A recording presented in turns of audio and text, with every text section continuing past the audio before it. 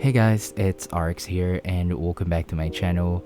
We are finally back at a Switch review and it's been a while as I've been grinding out keyboard reviews, but now we are back and we have here a bit of a new Switches. Today, let's all take a look and listen at the Vertex V1 Linear Switch. A quick disclaimer that the Switches was sent for review by Expensive KB, but I wasn't paid to make the video, and of course, I'll give you guys my honest and unbiased opinion about the Switch. Check out Expensive KB's link on my description down below. So, a quick background about the Switches. This was manufactured by Jwick, in which they are well known for their budget line of switches, and this was designed by Vertex. In case you didn't know, they were the ones who made the Vertex Angle and the Arc 60. Now, the switches are a 5-pin linear switch and is using both nylon for the top and bottom housing, and of course, we have our favorite palm on the stems. Now the springs, it's a 50mm spring with a 50g actuation force and a 62g bottom out force with a 4mm travel. Now Vertex said the materials here are all new and have never appeared in other Jwick switches. Now, as you know, again, Jwick is very known for their budget line of switches, and this would only go for 3 cents a piece or per switch, lubed or unlubed, which is actually very good for the price. Speaking of the lube, the pre-factory lube on these has Vertex own quote-unquote spray technology combined with a classic lubrication process. Now I am not sure about how they go about with their spray technology, so we'll see that on the Soundtest.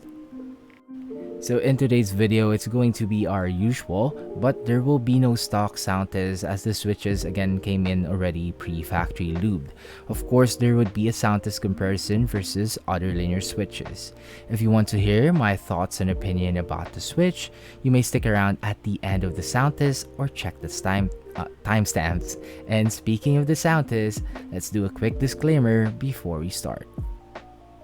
That the sound and experience will vary depending on your keyboard build, meaning to say that it will sound and feel different depending on your board. We'll be using, of course, the Vega 65, and I'm gonna place my configuration for the board down below.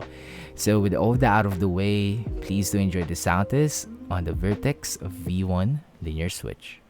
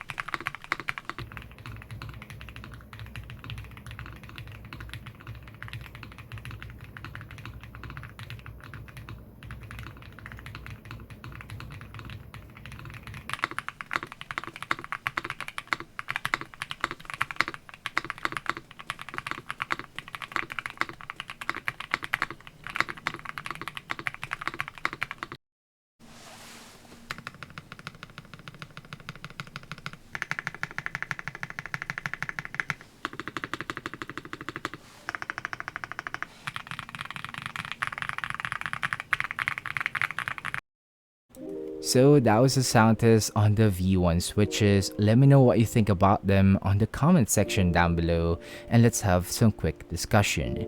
And also, if you made it up to this point of the video, thank you for staying, and now let's talk about my thoughts and opinion about the Switch. First, let's talk about my thoughts on the feel. Now, the pre-factory lube, it's pretty decent. It did feel consistent and thin throughout my experience, and it didn't have that raw plastic feeling when typing. I mean, of course, it's pre-factory lube. The actuation isn't that light, and the bottom out didn't feel as heavy as I expected it to be. The bottom out isn't that harsh as well, though it feels quite slow due to the 15mm spring, but it feels snappy for what it is. Now, if you feel like the lube is quite thin, just like I mentioned, you can always relube them. If ever, I suggest to just apply a bit more thinner if ever. But yeah, typing on them feels really smooth, and to be honest, it doesn't feel like a typical budget Jwick switch. Now, my thoughts on the sound.